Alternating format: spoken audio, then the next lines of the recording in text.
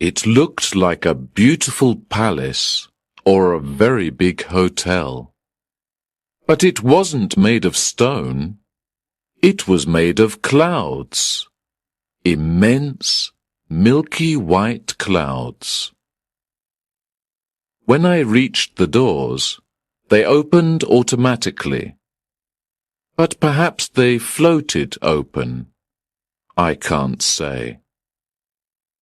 I entered an enormous hall.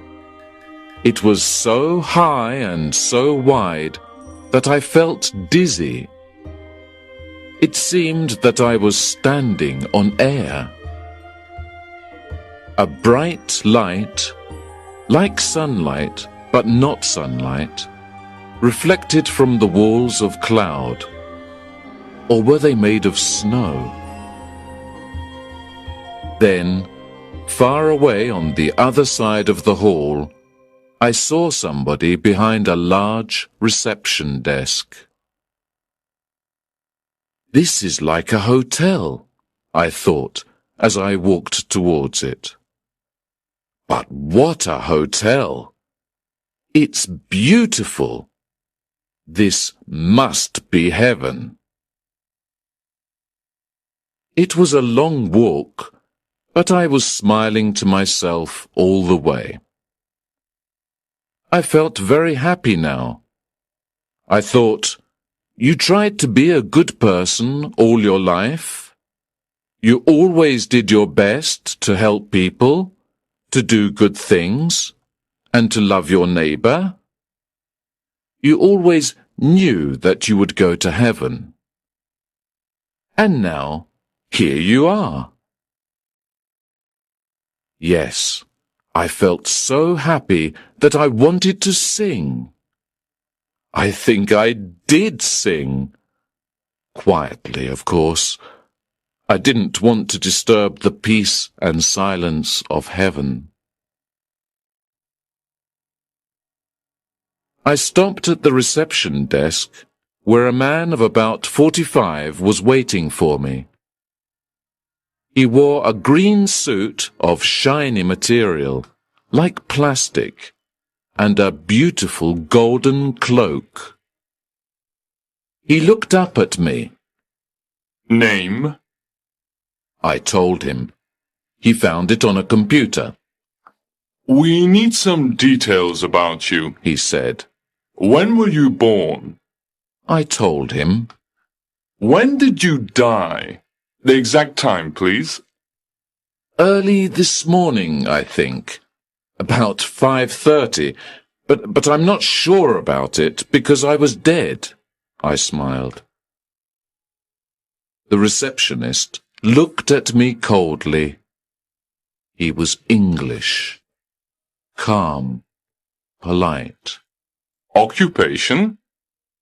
I told him. Then he wanted details about my family and friends, my habits, my favorite food, in fact, everything about my life. It was like an interrogation. But I felt very relaxed and friendly. I wanted to have a chat. Wonderful place you've got here, I began. It's exactly as I imagined it. The man didn't even look at me. Imagined what, may I ask? Heaven, of course. I'm very happy to be here. There's only one bad thing. All my best friends will be in hell. And I laughed at this bad joke. This is not heaven, sir, the man said, very polite but cold. This is only reception. I was shocked. But it must be heaven. Why must it? Because, well, you've heard the details of my life. I mean, I've always been a good man, and if you're good, you'll go to heaven. But if you're... Everybody says that, sir, the man interrupted. I know you all think that on Earth, but we have a different logic here, for practical reasons. Think of the problems if good people always go to heaven and bad people always go to hell.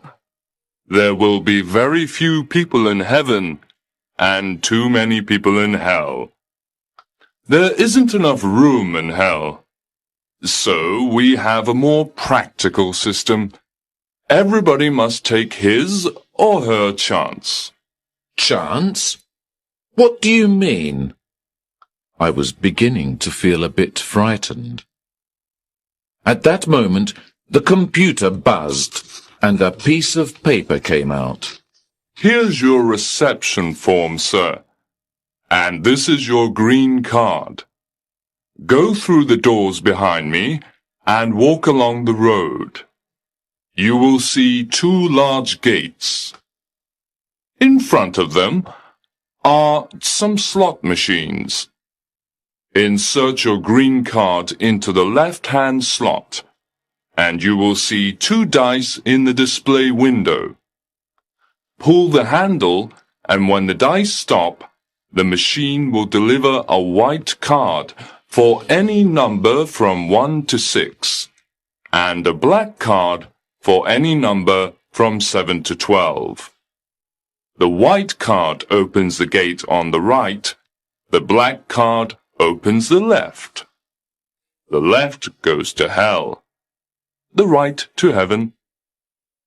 I couldn't believe my ears, and I just stared at him. Then I became angry. "But that's not fair!" I shouted. It's as fair as we can make it, sir. "But it's just chance, luck, accident. It's a lottery." Yes, sir. But it's God's orders, and we can't change it. "God's orders?" I shouted, furious. "But it means that Jack the Ripper, for example, could be in heaven." Jack the Ripper. I've heard the name before. Let me see. The receptionist opened a large file. Yes, Jack the Ripper. He arrived about 100 Earth years ago. I don't remember very well, but I think he was quite pleased with our system. "I'm sure he was," I said angrily. "And I'm sure he went to heaven." Then I looked quickly at the clerk. "Well, did he?" I can't tell you that, sir. You see, we don't know. Nobody knows. It's God's secret. "God's secret?" I cried. "Oh, God, no! No! I'm not going to spend eternity with Jack the Ripper. It's not fair!" And I stamped my foot on the floor like an angry child. You must take your chance like everybody else, sir, the man said coldly. "But don't you understand? All my life I tried to be a good man."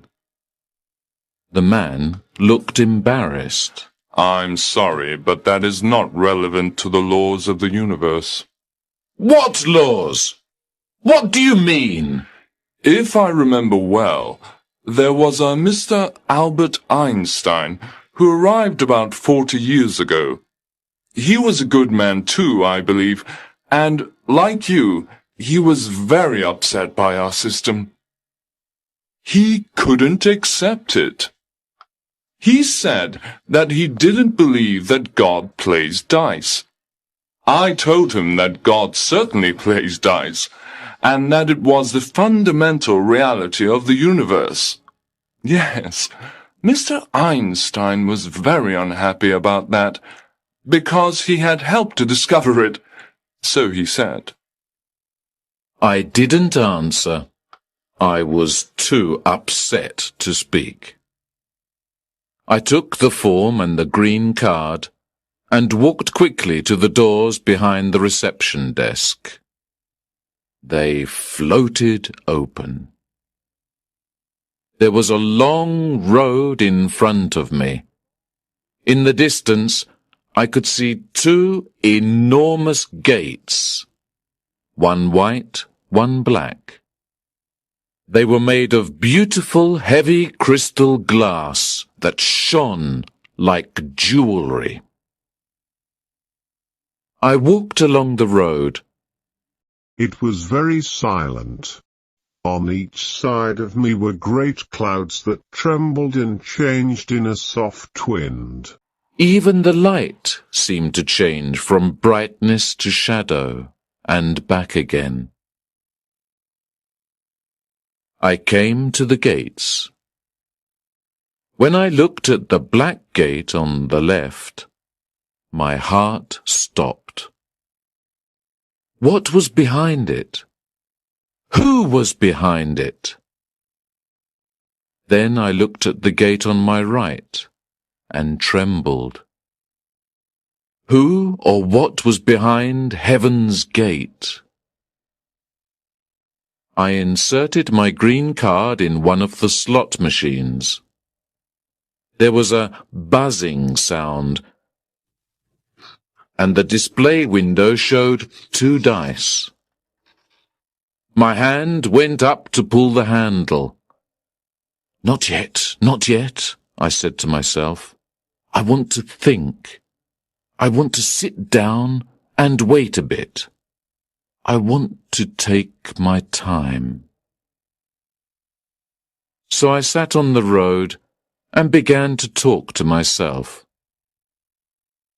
Oh, this is terrible. I never smoked. I never drank. I never gambled. I never stole any money.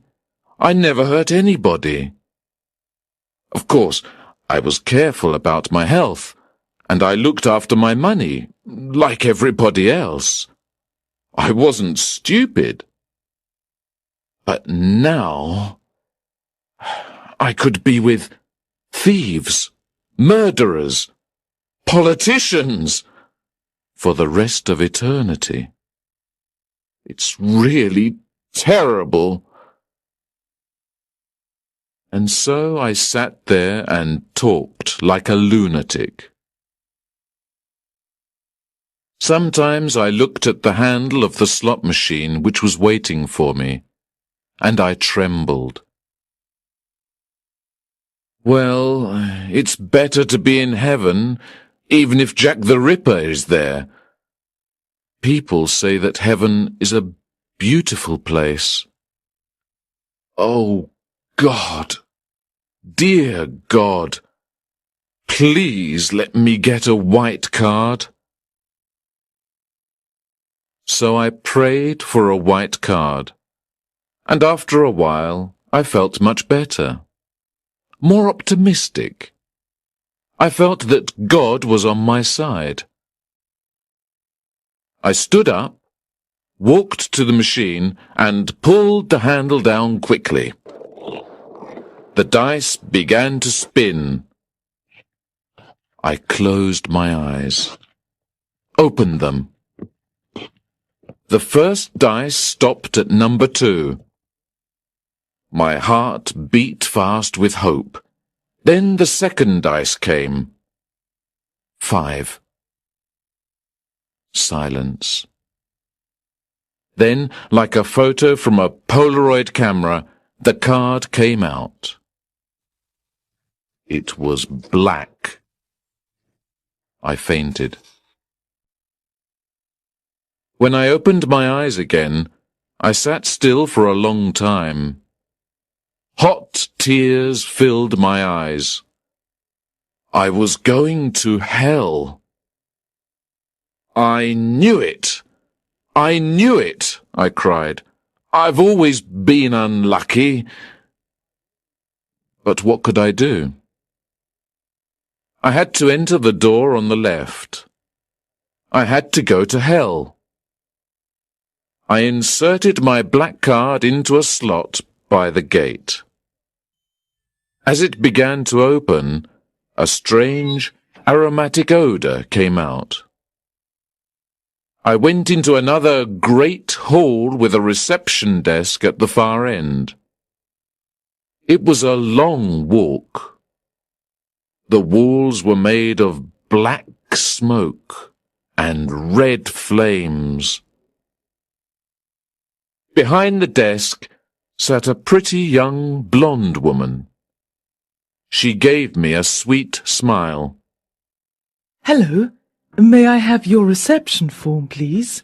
she said in a friendly way. I gave her the form, and she typed the information into a computer.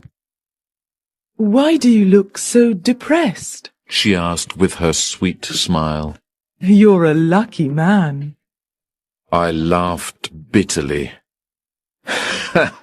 Lucky? "Here's your room key," she continued. "We hope you'll like room 206. You'll find everything in order. Drinks, magazines, a change of clothes, a bottle of wine, and everything necessary for your comfort. There is a reading lounge, a swimming pool, tennis courts, and a card table. We hope that you will enjoy your eternity." I was watching her to see if she was joking behind that sweet smile. "This is hell, is it?" I asked in a sarcastic voice. "That's the official name, yes, but we call it Paradise Regained. I suppose you thought it would be a terrible place, but things have changed a lot. We've made it better, you'll see." Who are we? Oh, there are so many good, kind people here. I can't remember all their names. Let me think. Well, there's an Indian gentleman, Mr. Gandhi, and a nurse called Florence Nightingale. You mean those people are all here? In hell? But it's not hell anymore. It's the dice, you see. The dice? No, I don't see. Please explain. Well, for a long time, a lot of good people scored more than 6 and got a black card. So now there are more good people than bad people. This doesn't happen often, of course. It's a very unusual thing, and it will certainly change again. Then we'll get the usual average of about 50 good, 50 bad. Smiling, I said, "Has God fixed the dice? For a joke or something?" She looked a bit shocked. "Oh, no. I'm sure God is an honest gambler. It happened by accident." Well, let's say it's another one of God's secrets, eh? And I gave her a big wink. What about Jack the Ripper? Is he here? Jack the Ripper. She looked through her file. No, he isn't here. He must be on the other side, in heaven. I laughed and laughed. And are they having a bad time there? The receptionist said quietly, "Between you and me, we've heard that they are having a lot of trouble in heaven." I laughed again, and tears of happiness came into my eyes. "Welcome to Paradise Regained," said the woman with a big, sweet smile. "Have a nice eternity." Thank you. This place looks better than Earth. At that moment, an intercom buzzed, and the woman answered. "Reception 3 speaking. Can I help you?" As she listened, her expression changed. It became dark and anxious. "Oh, I see. Thank you, Reception 1. She was silent. "Anything wrong?" I asked. "Well, as you know, the situation on Earth is very turbulent at the moment, and a lot of new people have arrived. Reception 1 says a big crowd is already at the dice machine." Who are they? I had a bad feeling in my stomach. Reception 1 says it's a group of terrorists, child killers, mafiosi, football hooligans, drug barons. Stop! Please stop! I shouted. We can only hope that our luck continues, She said. Her sweet smile had gone. She was looking at the entrance with frightened eyes. I cried, Please, God, let them all go to heaven. I pray. I pray. I'm sorry, but praying won't help. It all depends on the dice. And that's God's secret, I said, laughing and crying at the same time. While we waited, the silence was long.